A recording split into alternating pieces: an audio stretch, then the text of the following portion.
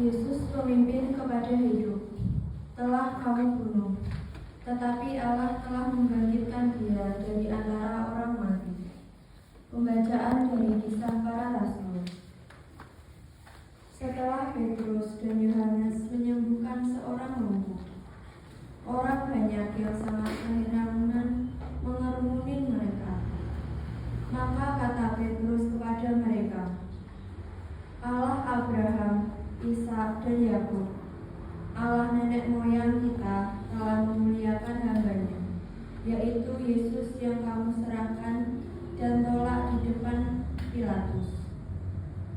Walaupun Pilatus berpendapat bahwa ia harus dilepaskan, kamu telah menolak yang kudus dan benar, dan malah menghendaki seorang pembunuh sebagai hadiahmu. Demikianlah Yesus, pemimpin kepada hidup, telah kamu bunuh, tetapi Allah telah membangkitkan Dia dari antara orang mati. Dan tentang hal itu kami adalah saksi. Hai saudara-saudara, aku tahu bahwa kamu telah berbuat demikian karena ketidaktahuan, sama seperti semua pemimpinmu. Tetapi dengan jalan demikian Allah telah menggenapi apa yang telah difirmankannya dahulu dengan perantaraan nabi-nabinya, yaitu bahwa Mesias yang diutusnya harus menderita. Karena itu sadarlah dan bertobatlah, supaya dosamu dihapuskan. Demikianlah sabda Tuhan. Syukur kepada Allah.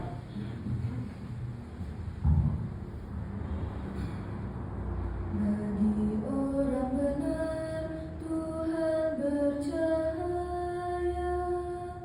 laksanalah budi dalam gulita. Bagi orang benar Tuhan bercahaya, laksanalah budi dalam gulita.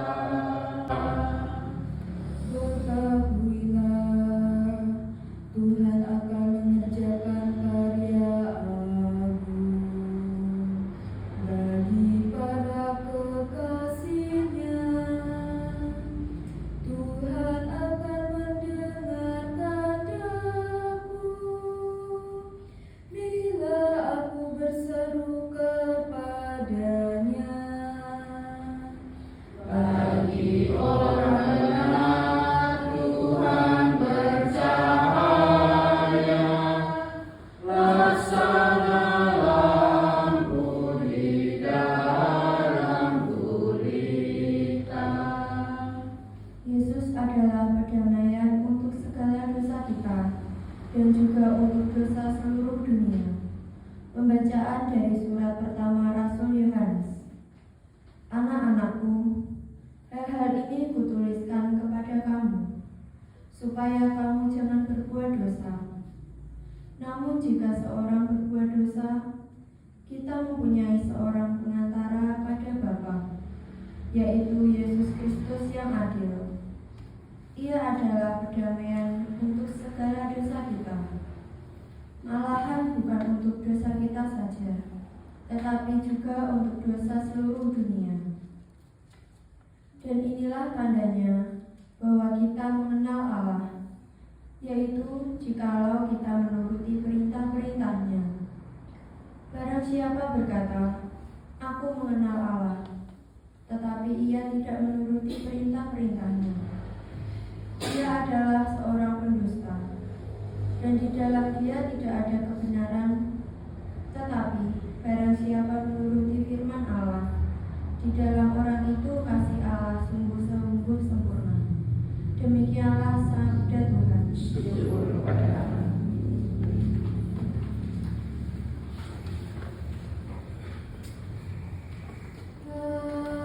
Haleluya, haleluya, haleluya.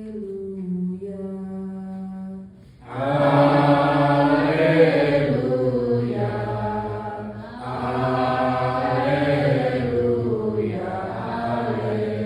haleluya.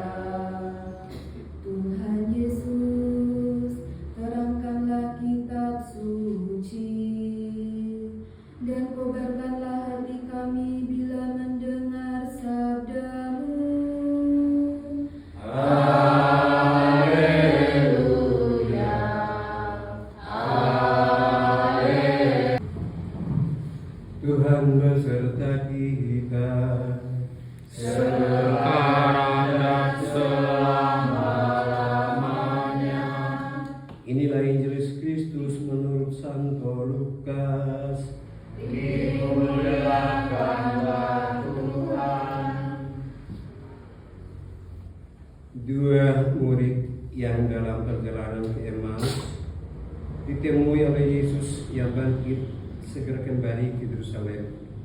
Di sana mereka menceritakan kepada saudara-saudara yang lain apa yang telah terjadi dengan jalan dan bagaimana mereka mengenal Yesus pada waktu ia memecah-mecahkan roti.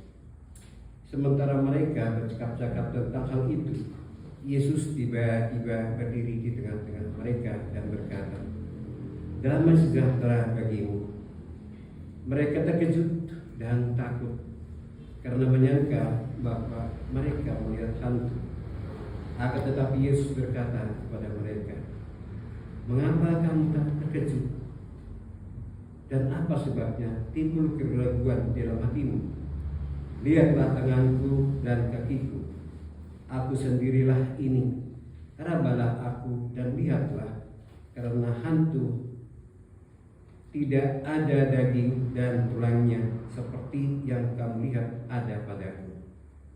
Sambil berkata demikian, Yesus memperlihatkan tangan dan kakinya kepada mereka. Dan ketika mereka belum juga percaya karena geramnya dan masih heran, berkatalah Yesus kepada mereka, "Adakah padamu makanan di sini?" Lalu mereka memberikan kepadanya sepotong ikan goreng. Yesus mengambilnya dan memakannya di depan mata mereka. Yesus berkata kepada mereka, "Inilah perkataan yang telah kukatakan kepadamu ketika aku masih bersama dengan kamu, yakni bahwa harus digenapi semua yang ada tertulis tentang aku dalam kitab Taurat Musa, kitab nabi-nabi, dan kitab Mazmur." Lalu Yesus membuka pikiran mereka sehingga mereka mengerti kitab suci.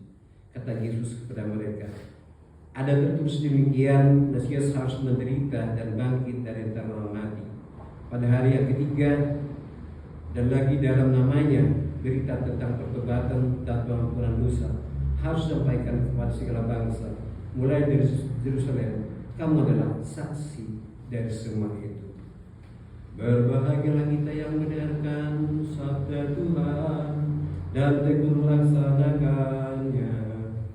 Sabdamu adalah jalan, kebenaran dan hidup kami.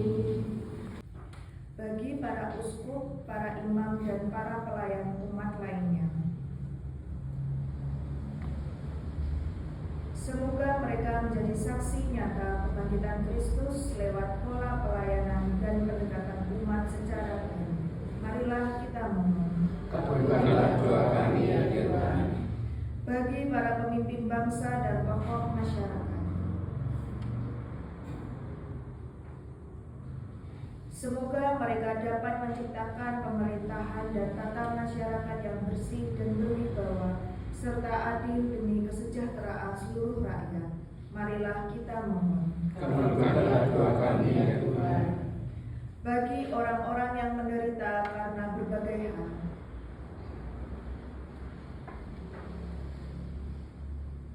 semoga kuasa kebangkitan Kristus memberikan daya tahan dan daya juang yang baru kepada mereka. Marilah kita mohon. Kabulkanlah doa kami ya Tuhan. Bagi para baptisan baru di seluruh gereja, semoga semangat iman mereka semakin berkobar dan keikutsertaan mereka dalam kegiatan jemaat semakin mantap. Marilah kita mohon.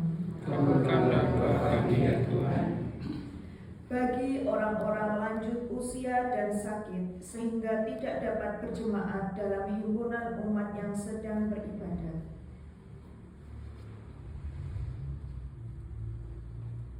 semoga mereka mendapat pelayanan komuni dan merasa terhibur serta dikuatkan. Marilah kita mohon. Kabulkanlah doa kami ya Tuhan. Bagi kaum beriman di seluruh paroki, khususnya yang berhimpun di sini,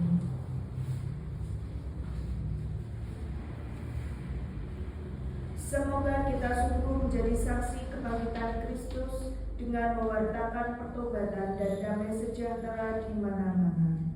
Marilah kita memohon. Kabulkanlah doa kami ya Tuhan. Bagi